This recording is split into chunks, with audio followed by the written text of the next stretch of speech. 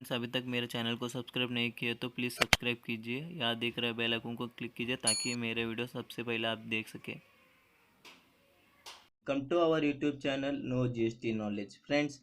आज मैं तुमको जीएसटीआर 3B का मतलब क्या है एंड जीएसटीआर 3B कहाँ से एंड कैसे फाइल करता है ऑनलाइन वो बताना चाहता हूँ। जुड़े रहे इस वीडियो के साथ एंड तक ताकि आप भी आपके जीएसटीआर 3B ऑनलाइन फाइल कर सके।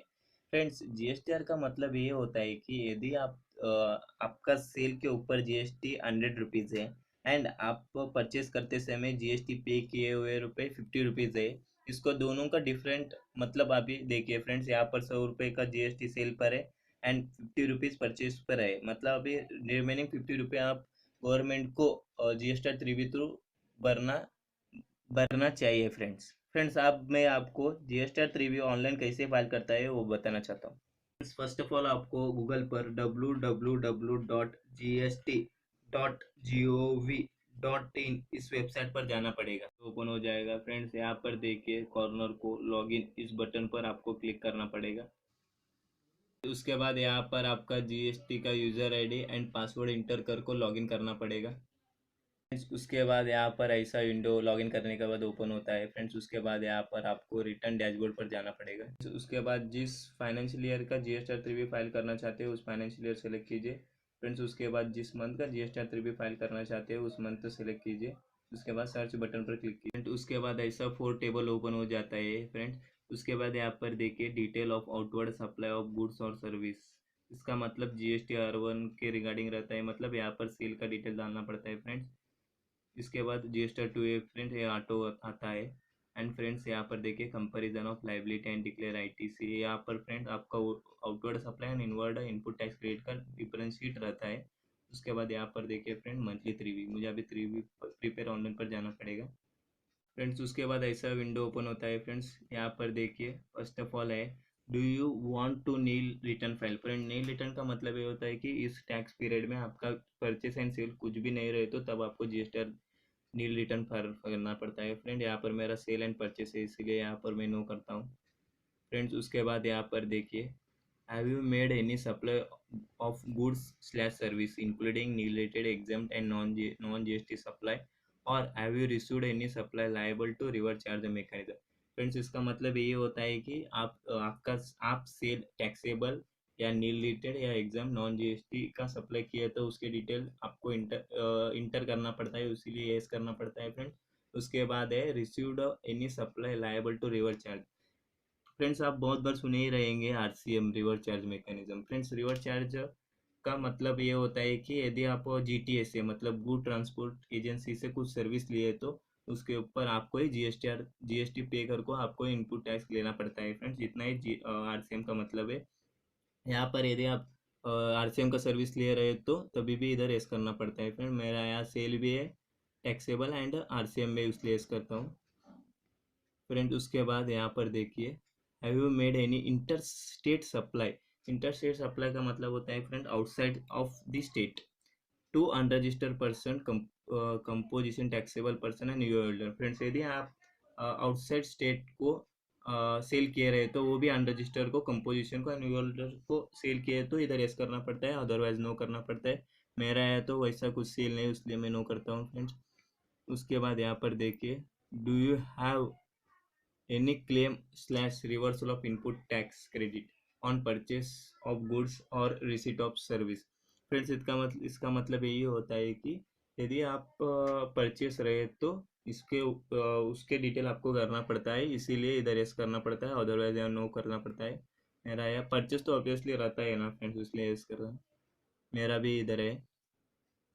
फ्रेंड्स उसके बाद यहाँ पर देखिए have you received any nil rated friends and exempt and non GST supply during the tax period. Friends यहाँ पर देखिए नील रिटर्न के अंदर आता है सॉल्ट एंड एग्जाम के अंदर आता है सब्जियाँ एंड नॉन जीएसटी सप्लाई के अंदर आता है पेट्रोलियम के सर्विस। फ्रेंड्स ये तीनों चीज़ें आपके कंपनी या आपके फर्म को लिए परचेस किए रहे तो उसके डिटेल यहाँ पर इनपुट करना पड़ता है, अदरवाइज नो। यहाँ पर मेरा है friends nil return and non GST supply का सर्विस मैं लिया हूँ इसलिए इधर इसका डिटेल मुझे डालना पड़ता है, इसलिए यस करता हूँ। फ्रेंड्स उसके बाद यहाँ पर देखिए do you have any interest और late fee. Including carry forward late fee liability. Friends इसका मतलब ये होता है कि पिछले महीने का कोई आपका इंटरेस्ट एंड लेट फी रहे तो इधर यस करना पड़ता है, अदरवाइज इधर नो करना पड़ता है। मेरा या तो कुछ नहीं है, नो करता हूँ। फ्रेंड्स उसके बाद देखिए यहाँ पर, do you have any tax liability due to GSTR tran 1। Friends इसका ये GSTR ट्रान 1 के रिगार्डिंग है। अभी तो फिलहाल इसको दोनों भी देखिए फ्रेंड, नॉन डिसेबल है, इसका आपको कुछ ज़रूरत नहीं है फ्रेंड्स। आप उसके बाद नेक्स्ट पर क्लिक कीजिए। फ्रेंड्स यहाँ पर देखिए 3.1 tax on outward supply and reverse charge inward supply. Friends यहाँ पर आपको सेल एंड RCM के डिटेल इंटर करना पड़ता है। तो उसके बाद ऐसा विंडो ओपन होता है फ्रेंड्स। फर्स्ट ऑफ ऑल ये देखिए आउटवर्ड टैक्सेबल सप्लाई। फ्रेंड यहाँ पर सिर्फ और सिर्फ टैक्सेबल सेल डालना करता है। फ्रेंड यहाँ पर देखिए ब्रैकेट में दिया है other than zero nil rated and exempt, मतलब ओनली वन टैक्सेबल ही सेल इधर इंटर करना पड़ता है। फ्रेंड मेरा टैक्सेबल सेल का अमाउंट है 1000 रुपीज़ एंड IGST है। IGST का मतलब आपको मालूम ही रहेगा ना फ्रेंड्स, यदि आप आउटसाइड सेल में कुछ सेल या परचेस किए तो वो IGST बोलते हैं फ्रेंड्स उसको। यहाँ पर मैं आउटसाइड सेल तो रजिस्टर पर्सन को किया, इसलिए मैं इधर IGST है 40 रुपीज़। CGST है मेरा 70 रुपीज़। फ्रेंड्स कभी भी आप CGST में इंटर किए तो ऑटो वही फिगर HGST में आता है फ्रेंड। उसके बाद शेष तो कुछ नहीं है फ्रेंड्स। उसके बाद यहाँ पर देखिए B outward taxable supply zero rated. Friends zero rated में यदि आप एक्सपोर्ट कर रहे हैं गुड्स या सर्विस रहे तो तभी इधर फिगर डालना पड़ता है, अदरवाइज नो। फ्रेंड्स उसके बाद अदर आउटवर्ड सप्लाई नी रिलेटेड एग्जाम। फ्रेंड्स यदि आप नी रिलेटेड एंड एग्जाम के सेल कर रहे हैं तो उसके फिगर इधर आता है, अदरवाइज नो। फ्रेंड उसके बाद inward supply liable to reverse charge. Friends reverse charge का मतलब आपको पहले ही बताऊं फ्रेंड, यहाँ पर मैं भी GST GTA से सर्विस लिया हूँ, वो 100 रुपीज़ है। वो सेम स्टेट में किया हूँ इसलिए IGST में कुछ फिगर नहीं आता है। फ्रेंड्स उसके बाद non GST outward supply. Friend मेरा यहाँ तो कुछ नॉन GST आउटवर्ड सप्लाई नहीं है इसलिए मैं कुछ नहीं डालता हूँ। उसके बाद कन्फर्म क्लिक करना पड़ेगा। उसके बाद इलिजिबल ITC। फ्रेंड्स आप आपका इनपुट टैक्स क्रेडिट रहे तो इसमें डिटेल डालना पड़ता है फ्रेंड। इनपुट टैक्स क्रेडिट का मतलब ये होता है फ्रेंड्स, जब भी आप परचेस करते हैं ना उसके ऊपर कुछ GST पे करते हैं, वो आपको इनपुट के इनपुट इनपुट मिलता है फ्रेंड्स, उस डिटेल इसमें डालना पड़ता है। फ्रेंड्स उसमें फर्स्ट ऑफ ऑल आता है इम्पोर्ट ऑफ गुड्स। यदि इम्पोर्ट ऑफ गुड्स आप किए रहे तो उसके ऊपर जो भी आप GST पे किए है उसके फिगर इधर डालना पड़ता है।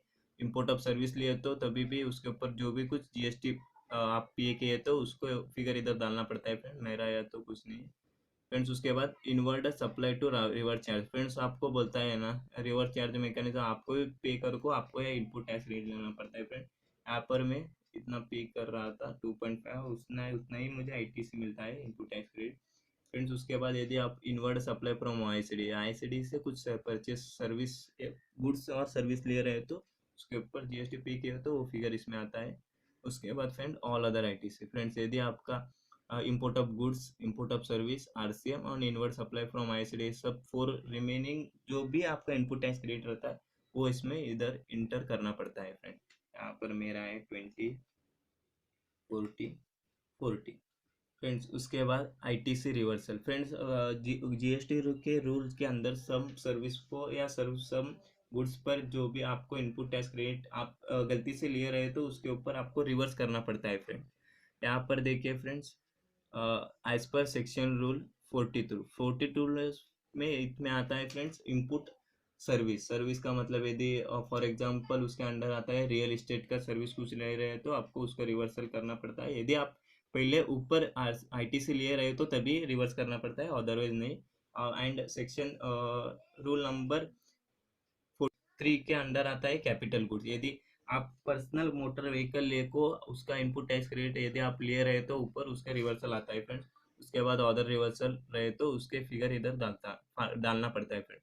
उसके बाद है friends ineligible ITC। Friends ineligible ITC as per section 70/5 इसमें आता है फ्रेंड्स बिल्डिंग कंस्ट्रक्शन का।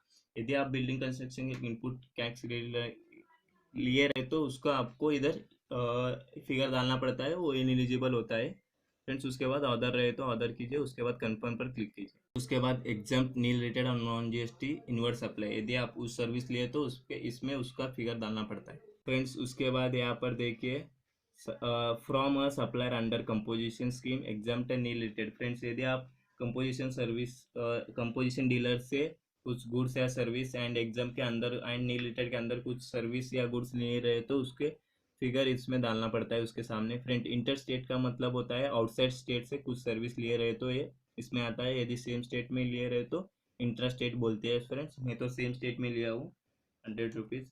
फ्रेंड्स, उसके बाद यदि नॉन जीएसटी सप्लाई लिए तो कुछ सर्विस या गुड्स उसके फिगर इसमें सामने डालना पड़ता है। फ्रेंड्स, वो इंटर रहे तो इंटर, इंटर रहे तो इंट्रा, मेरा तो इंट्रा है। फ्रेंड्स, उसके बाद कंफर्म पर क्लिक कीजिए। इसके बाद आपको जीएसटीआर सेव जीएसटीआर 3B पर क्लिक करना पड़ता है। उसके बाद यहाँ पर देखिए ऊपर जीएसटीआर डिटेल्स सेव सक्सेसफुल हुआ है। फ्रेंड्स, उसके बाद आपको नीचे जाको प्रीव्यू ड्राफ्ट जीएसटीआर 3B पर क्लिक करना पड़ता है उसके ऊपर। उसके बाद यहाँ पर ऐसा पीडीएफ ड्राफ्ट में ओपन होता है। फ्रेंड्स, फिर से एक बार कंफर्म कीजिए, गलती से कुछ रॉन्ग फिगर ना इंटर कीजिए। उसके उसके के लिए आप एक बार कंफर्म कीजिए सब फिगर एंड आईटीसी दोनों कंफर्म कीजिए। फ्रेंड्स, उसके बाद आपको प्रोसीड टू पेमेंट पर जाना पड़ेगा। उसके बाद ऐसा डिटेल ओपन होता है। फ्रेंड्स, यहाँ पर आपका सेल का जीएसटी इतना है, आपका इनपुट टैक्स क्रेडिट इतना है और रिमेनिंग आपको पेड करना पड़ता है इतना 27 इतना रुपये आपको पेड करना पड़ता है। फ्रेंड, इसके लिए क्रेडिट चलन पर जाना पड़ता है। तो उसके बाद आपका आईटीसी एंड ओटीसी कट होकर नेट आपको 20 रुपये इतना पे करना है। फ्रेंड्स, वो पे करने के लिए आप ई पेमेंट भी ले सकते हैं। फ्रेंड्स, या ओवर ई पेमेंट या ओवर द काउंटर, मतलब बैंक सेलेक्ट कर को वो चलन जनरेट होता है, वो बैंक में भरना पड़ता है। फ्रेंड्स, या एनईएफटी टीजीएस सेलेक्ट कर सकते हैं। एनईएफटी है या आरटीजीएस, तीनों मोड पेमेंट ऑफ मोड में से एक सेलेक्ट कीजिए। उसके बाद पेमेंट कीजिए। फ्रेंड्स, उसके बाद आप जीएसटीआर 3B फाइल कर सकते हैं। फ्रेंड्स, यदि इस वीडियो आपको पसंद आए तो please like share and subscribe दोस्तों। Thank you for watching this video.